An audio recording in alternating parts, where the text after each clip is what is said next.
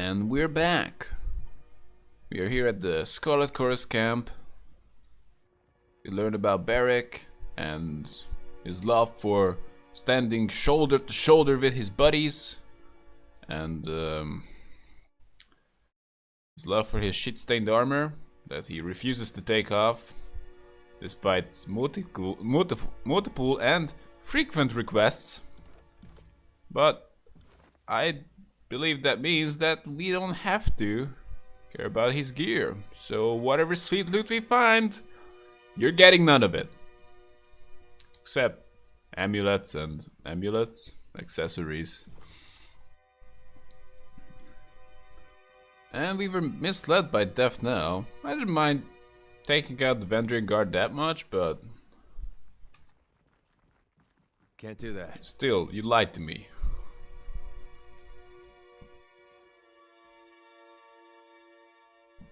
Fatebinder. Death now nods in your direction. Now, what do you need? You got some explaining to do. I don't appreciate being used. No! Punch her! Rat with the Scarlet Curse. In one swift strike, you close the distance between the two of you and land the punch squarely in her stomach. The force of it knocks her back a pace, causing her to take a knee. She lets out a few cogs before regaining her composure and standing back up.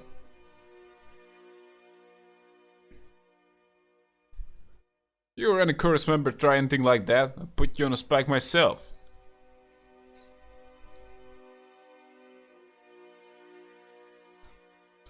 The Scarlet Fury nurses her stomach and replies with a strain in her voice. I'll make a note to watch my step around the Fatebinder of Tunon. Just before she walks away, she takes out one of her swords and gives it once over before tossing it into your hands. Good punch. Oh, we got a lot of skills. Got level up too. What is the quick save here? I don't want to mess up. F5? Oh, okay.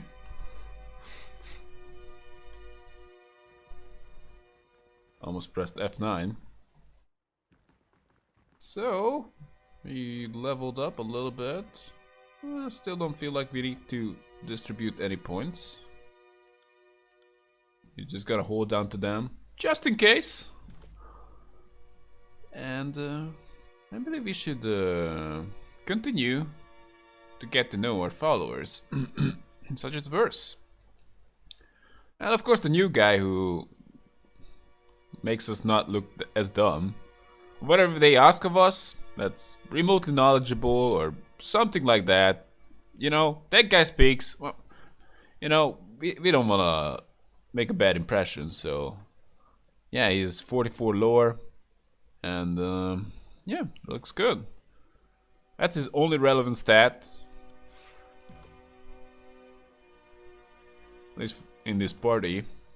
We can kick ass. We don't need him to, I don't know, do some fancy control life stuff.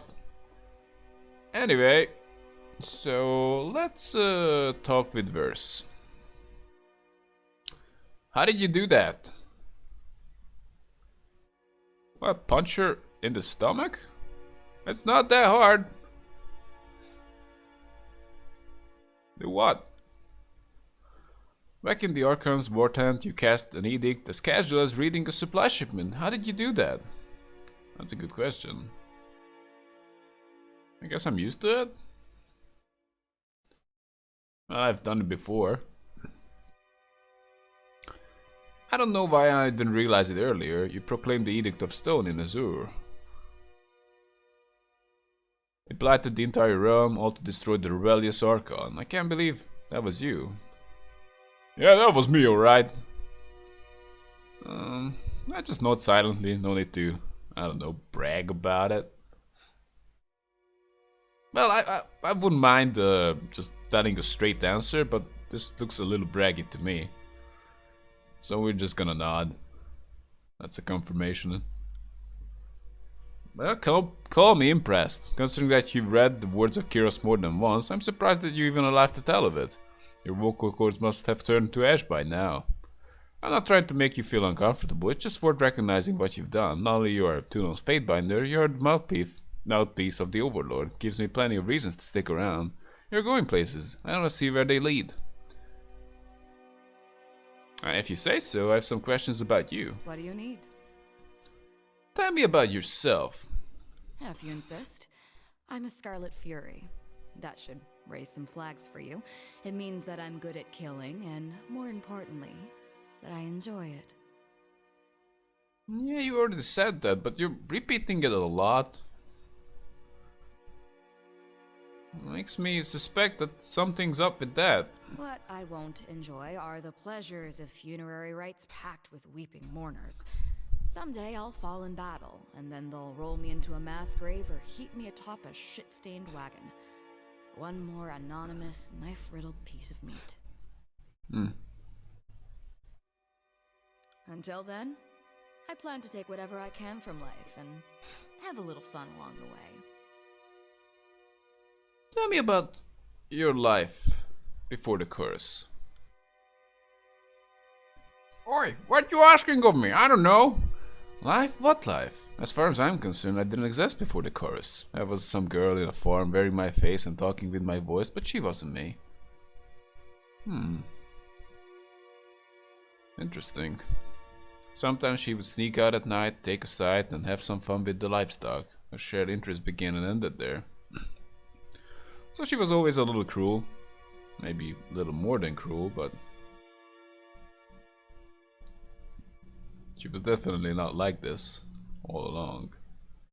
When the Scarlet Curse swept through my village and on their long trek from the Bastard City, that was when I finally woke up, buried my old life, took red vengeance on anyone who would wrong me, and found the freedom I could only dream of was out there. What of your parents? My mother ran a successful farm. I worked it for a number of years before I found the curse. She was a hard, bitter woman, acted like the world owed her something. She might have talked about my father, though I figured out a thing or two about him later on. He was a merchant from the Northern Empire who took a liking to her, and she him. He stayed around only long enough to get what he wanted. But never mind him, my mother never had what you would call a taste, so he wouldn't have been terribly influential to me if he did stick around. Do you ever wish you could do things over, end up somewhere other than Curious' army? Yeah, I like that question. That's as naive a question as I've heard. Curious is everywhere. If you aren't in the Overlord's army, you're being trampled by it. Maybe so, maybe... yeah. But you don't necessarily have to be a soldier, or at least a Scarlet Chorus soldier. Of course, I could have labored on the family farm into my maturing years, married some dolt, and literally him a nursery of squealing piglets. Having my body torn to pieces by smaller versions of me sounds like fun. Okay. Then one day when I decided enough was enough, I slit my husband's throat over breakfast and run off to join the chorus anyway. My way saved a lot of time. Her smooths back the feathers in her hair and shakes her head with a smile. Now maybe you don't want that life, but doesn't mean you have to have this life.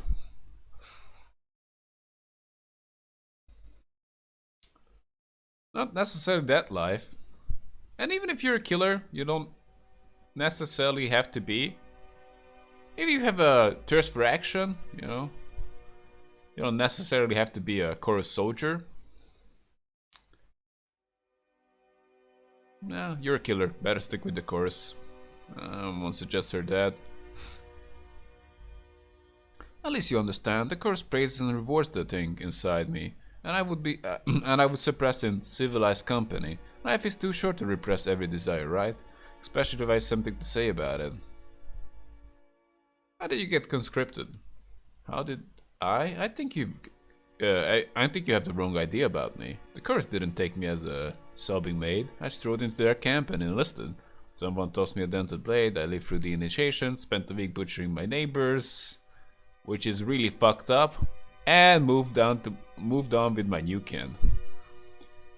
I didn't waste time with goodbyes. My mother had long since died, and the rest of my family were losses. Losses? The girl I used to be, even she knew that she was worth more than all of them combined. What is the significance of your feathers? We're getting awfully chummy, so I guess you deserve a story. My mother kept a messenger bird, Witherbeak. He was an angry old bastard spoiled from the living the high life. Squawked in my window every single night, pecked my fingers while I fed him only the fattest, juiciest mice. When I left the farm to join the Scarlet Chorus, I wrung the ungrateful little fucker like a dish rag, plucked his feathers, and gave his carcass to the mice. It felt like justice. She slides a crimson feather from her hair, spins it in her fingers.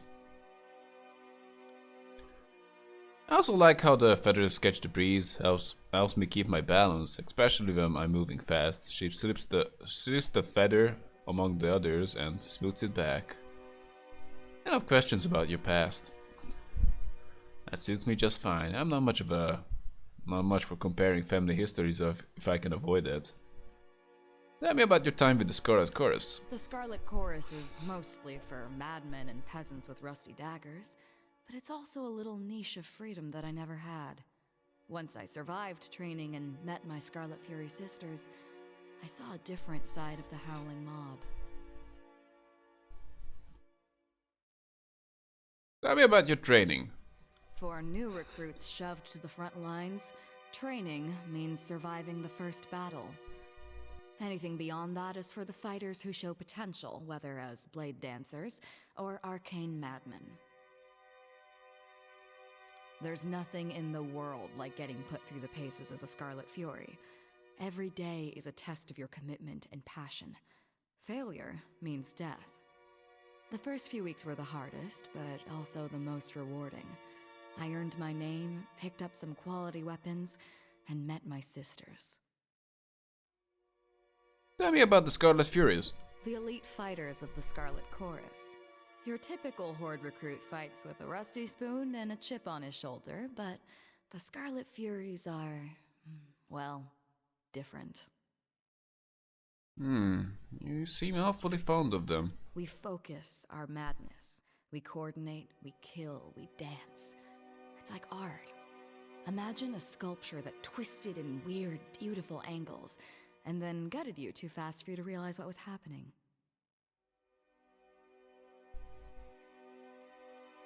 It sounds wonderful, actually. It sounds fucked up, but it sounds kinda nice. It is, as I remind myself all the time. The most important day of my life was when the voices of Nerat recognized my potential and sent me to Scarlet Fury training. You earned your name? If you think a simple farmer from the Tears would name her child Verse, I suggest you visit my old village. Most of them were walking around with surnames like Barrel or Fish. Not the most creative bunch, she smirks and shakes her head. Well, that is what you would expect. The chorus takes your name away. Whoever you were before, you aren't that person anymore. Then you earn back a name through great deeds, usually murderous ones. That's why you see corpsmen walking around with names like Stinkmouse or Face First. That's probably a good reason for it. So, there's probably a story behind every name, which is pretty cool. The voice of Narad gave me this name. When the Scarlet Chorus runs howling into battle, he doesn't hear war, he hears a symphony. And when I fight with a blade or bow, he told me that my music stands out louder than anyone else's and contains too many parts to be easily defined. When you least suspect it, the Archon of Secrets can be downright charming. I doubt she would like this question. Let's just ask it anyway. What's your real name? That question isn't worthy of either of us, but I entertain out of pity. You already know me by my real name. It's Verse. Are you looking for whatever arbitrary collection of letters and sounds my mother thought was appropriate when she didn't even know me? Then you're out of luck. I buried that name long ago. Long by my standards anyway. I don't know. Tell me about your weapon skills. When I was just a kid, it didn't take me long to realize I was a natural. I could pick up a rusty kitchen knife and skewer a rat from across the room. Scarlet Curse gave me opportunities to further educate myself. My sisters were always a bit surprised by how quickly I took to different fighting styles. She frowns for a moment and shakes off whatever she wanted to say. Back to my questions about the Scarlet Chorus. What do you need to know? Before you hesitated when you brought up your fighting styles, why? Notice that, did you? It's a matter that I'm not used to discussing, mostly because I don't know how. I mentioned before that I'm good at picking up different weapons and fighting techniques. The truth is, I'm better than good. I could flay a man so cleanly that I'd leave a single strip of skin behind. He wouldn't even need to be tied down. Again, fucked up. That was one of the first things I discovered about myself after joining the Scarlet Chorus. The voice of Nerat recognized it in me as well, which is why he singled me out for Scarlet Fury training. Go on. Oh my. Do we wanna have talk about this flaying trick before? I don't know.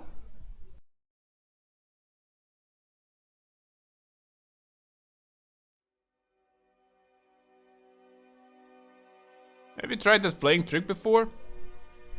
Let's just say that when we ran out of canvas for pitching tents, the fifth eye handed me a knife and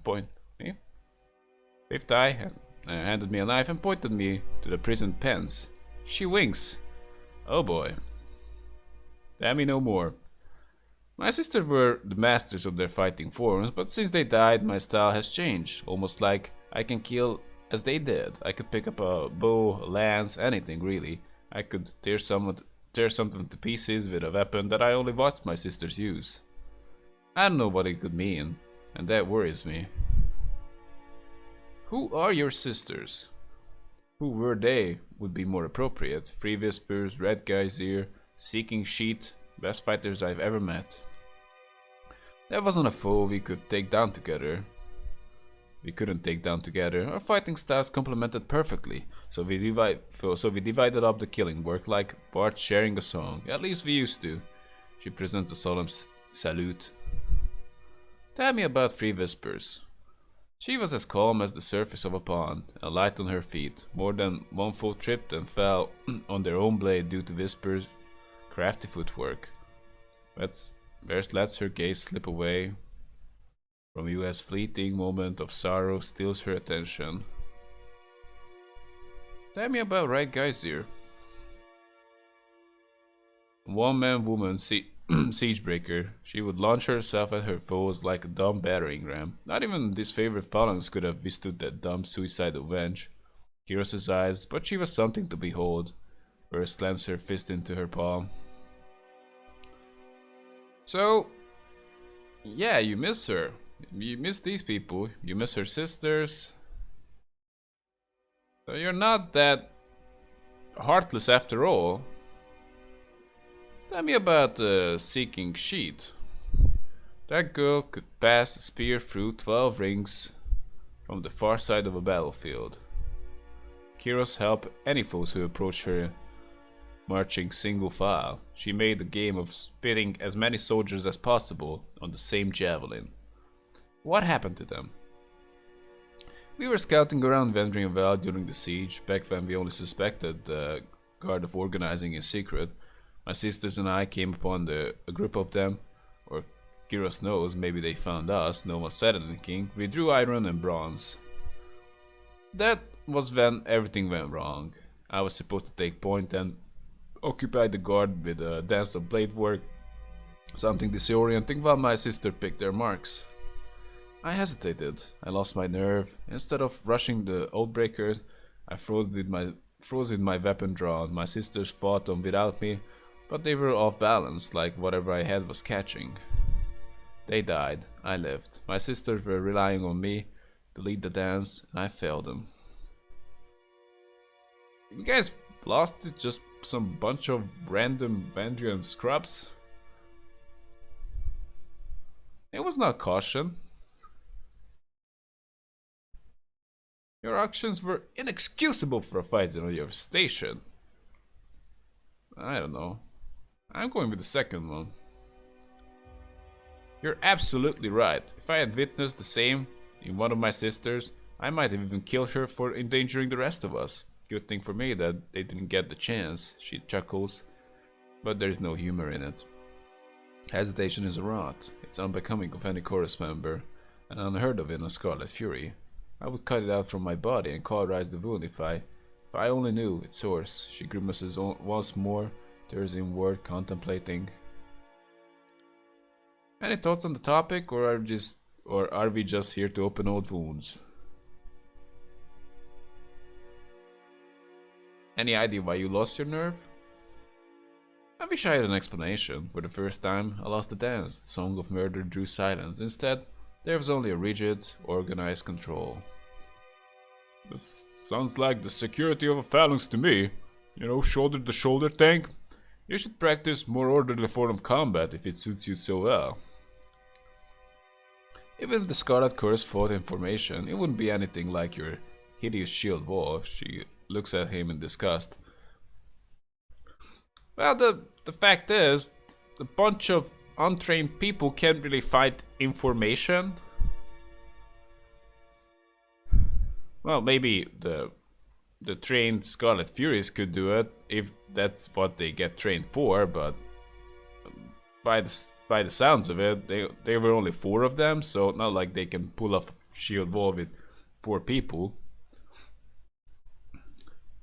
Do I have more questions about your sisters? Let's just check the options. I had more questions about your sisters.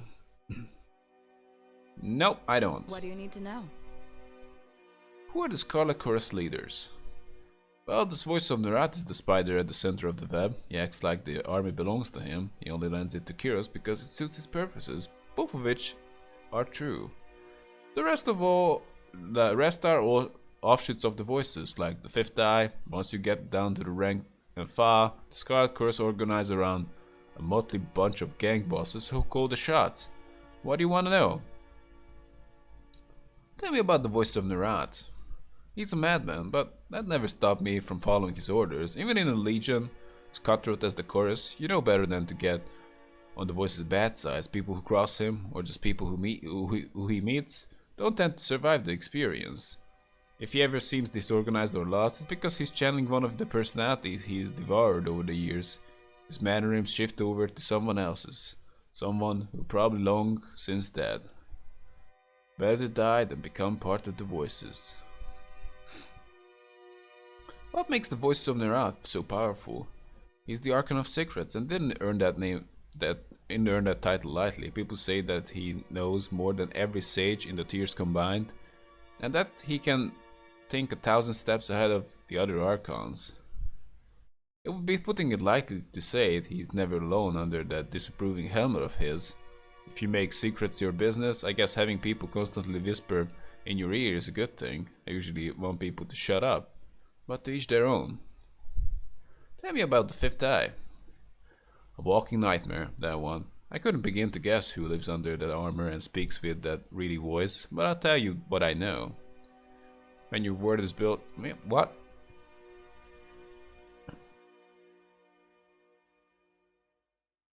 That seemed like the same line. When your word is built on secret, it pays to have extra few eyes. The voice of Nerat has eyes in abundance.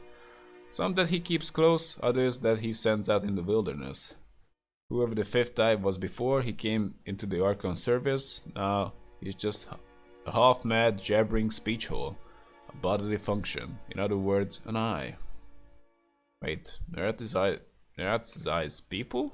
Are people? Maybe they used to be people, whatever they were, they're eyes now. Folks like to whisper that the voice of Nerat takes his servants and cuts out all the extra parts that they don't need. I don't know about that. She makes a quick, snipping gesture with her fingers. I once heard the voices and the Fifth Eye attend together. The voices kept screaming, redundancies, redundancies every time. Another gut of blood would spray onto the canvas's walls. I can't even guess what he was cutting out. How many eyes does the Archon of Secrets have?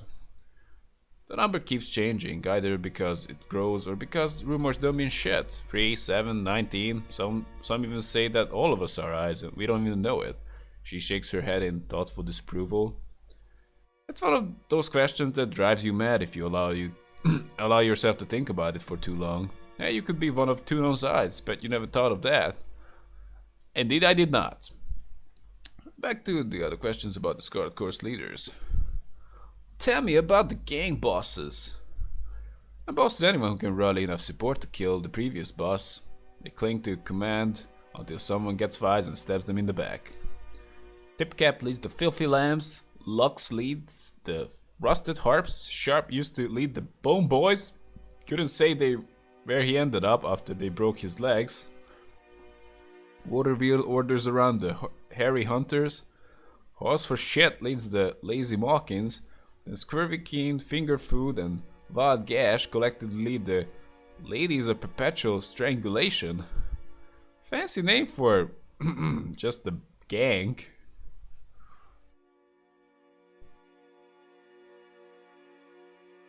The Bone Boys were the best. I'm not forgetting at least. I'm forgetting at least a dozen more. I even led a gang or two in my day. They never survived very long, so no point in getting attached. You led a gang? Don't act so surprised. I can crack a whip better than any of those daisies at the disfavored labor camps. But I was never that interested in the power struggle of those grunts and scraps in the middle. I want to stand on top like an apex predator. Here I am. Are you? So, when I got tired of gang, I disbanded and let the other bosses fight over the new recruits. That much amused me at least. Some of my old mates are still alive and hanging around wherever they ended up. Back to my questions about the Scarlet Chorus. I like your curiosity. Okay. Well, something else. What do you need to know? Do I have? How's that you picked up your fallen sister's weapon skills?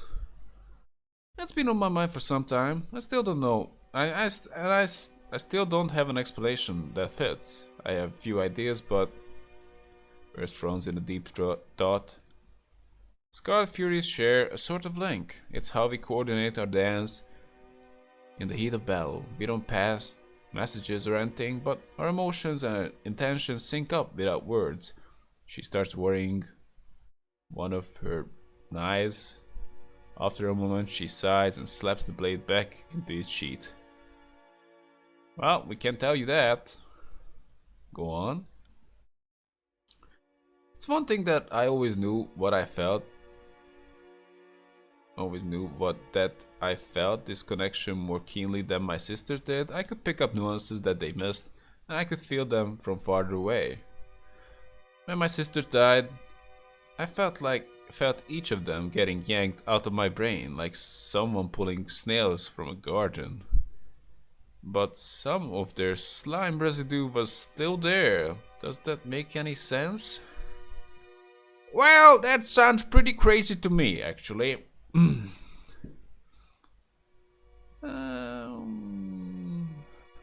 should exploit this skill to its fullest potential.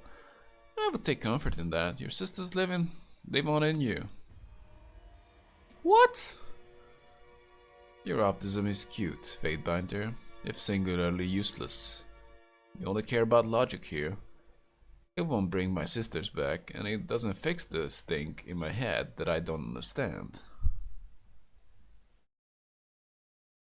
What's there to understand, you know? You cared about your sisters, so like, you said something crazy that you really shouldn't think about too much?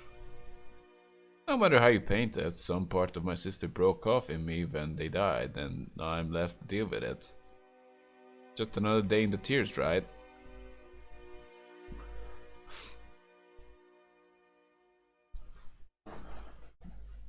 Yeah. What are your thoughts on the disfavored? Warren of self-entitled children so wound up in delusions of honor, they likely to hang themselves by their own high standards. I wish they had stayed in the Northern Empire where they belong, and we could get some real work done in the tiers. What do you think of their leader Graven Ash? I'm just waiting Beric to jump in. I've seen enough of that high-minded braggart to know that he's all duty, nothing but a charismatic, broad-shouldered scarecrow. He calls himself the Archon of War, though by the way he stalls his forces, waiting for a better strategy to present itself. You would think he's afraid of battle. Watch your words! I will not hear of you talking to the Archon like this way. Growl ripples through Barrick's armor, accompanied by the sounds of bending metal. Was I even talking to you, Junkyard? And no, I will not. You would think that someone more deserving would take Ash's mantle from him, but the disfavored have this cult personality built around their great general. In their eyes, he can do no wrong. Well, it's important that the soldiers follow him. I assume he may be the general, but he has advisors too. Maybe that's exactly what the soldiers need, a hero who can do no wrong. What about Ash's connection to his troops? Grave and Ash protects. His soldiers keep harping on those words like they mean something. I don't deny that the Saver can take a few extra lumps on the battlefield, but that only speaks to their thick-headedness. Yeah, I met a soldier, like, early on. He was wounded and completely refused any treatment.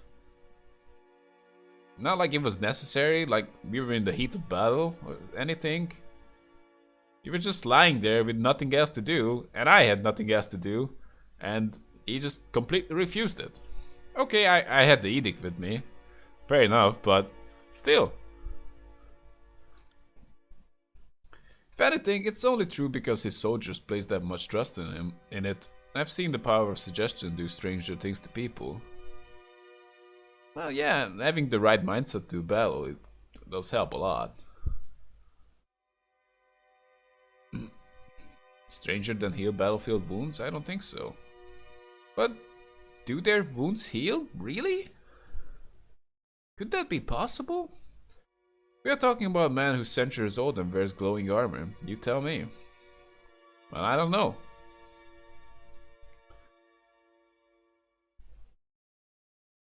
I think we heard enough. So... That's no need to talk about that.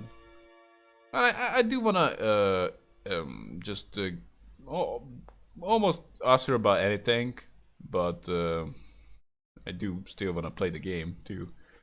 Yeah, there's no need to talk about anything that we already know about. Or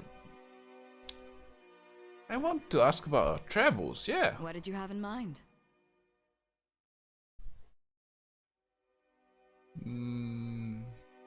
What do you think of our present circumstances? Well, there's an edict hanging over our heads. True enough. As far as I'm concerned, the incompetence of the disfavor got us into this mess. It will take the fury of the Scarlet Curse to get us out of it. In other words, nothing ever changes. What do you think of our travel companions? Oh yeah, drama! That's what I wanted all along. Anyone in particular? Landry, the new guy! I've been meaning to ask you about him. Landry is talkative, reads when he isn't writing, and brings as much to the battlefield as a sick bird. Exactly my thought! But he makes us more... He makes us look more civilized. You know?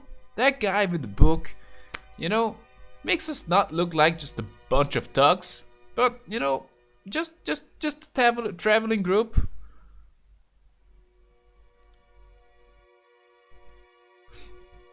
The warriors at your side shouldn't suffer from Elder's ache in their sword arm. You would be better served by putting him out of his misery? Well, screw you! I like Landry. I consider him a friend. Well, that's not true. We need him. That's all you need to know. Yeah. We need him. That's all you need to know. Yeah, I actually like him. I wouldn't consider him a friend, like...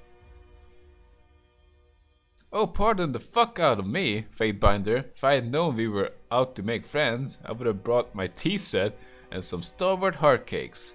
I don't trust Landry, and he's going to get us killed. If I see him twitch, I might just make the first move myself. What do you think of Barrick? He's well, yeah, I know. I'll give him some due credit. He's more complicated than he looks. Still more intolerant and unapologetic bastard, but that's more his business than mine. He's okay. He likes the shoulder thing. Back to my previous questions. I have thoughts about your combat abilities. Do you now? Call me intrigued.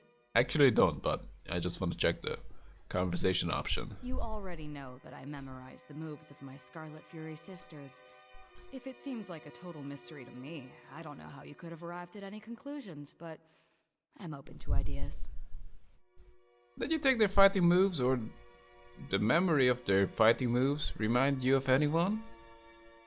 If you want to split hairs over it, you could argue that I took their instincts, their reactions, but I failed to see. Wait. Are you trying to compare me to the voices of Narat? The voices of Narat is a monster. We both know that Taratus has never seen a creature more despicable than him. Never mind that he's kind of my boss. I wouldn't talk about your boss like that, especially the Archon of Secrets, who has eyes everywhere. Think about it. He absorbs the mind of his victims. I'm not comparing you to the voices, only this talent you exhibit. Assuming that is true, because we did check your skills earlier and you were only somewhat good in like dual wield and bow and not much else. My little talent that latches onto my friends and bleeds them dry, you mean? Because I never asked for it. Okay. I've traveled with the chorus for years. I've seen what the voices can do, and it scares me, all right? The idea that everything I am could be reduced to that. If I had that kind of power, if I could become like him, I don't know how I could live with myself. I'd rather drown myself in a camp latrine. Why such an aversion? Because the voices isn't... I mean, can you even call him human anymore?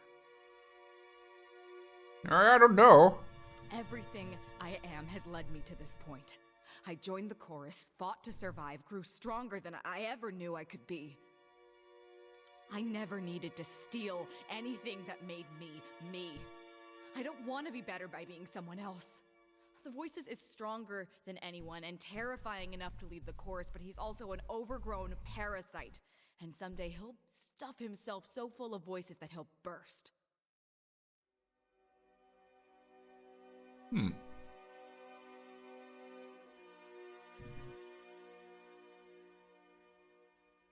Not sure what to say. So she likes killing. She felt for her sisters. But she definitely doesn't want to be like the Voices. I don't know. You can't make that comment. Well, you might need to be somewhat like him if you have this going on with you. You don't have to be like him, just be selective. I'm sure he had the same idea when he got started. But you know what they say about power? It's usually wielded by assholes. It's always wielded by assholes. My sisters died. You should have seen us. We were amazing together.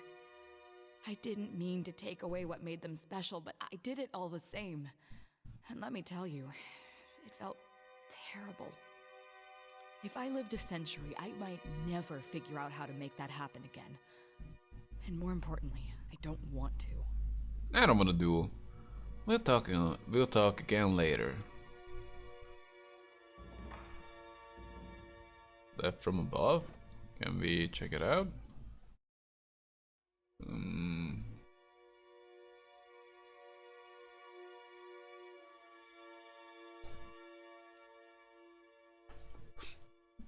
Wait a minute. So we get an ability for gaining her loyalty and gaining fear with her?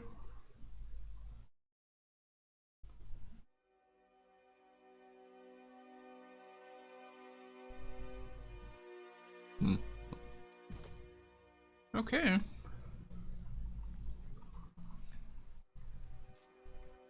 You got it. Okay, just select them all. And let's just start going. Now we want to learn about Lantry too, but this episode is running a little long already. So we're just gonna learn about Lantry in the next episodes. And we're gonna make our way towards Echo Claw Crossing.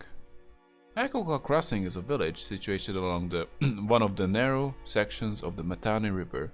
It is the main route into the heart of the valley. and possesses 2 highly defensible bridges. Many settlers in the area are believed to be directly assisting the rebel effort. So we will learn more about the Vendrian Guard, who... Oh wait. Should we go there?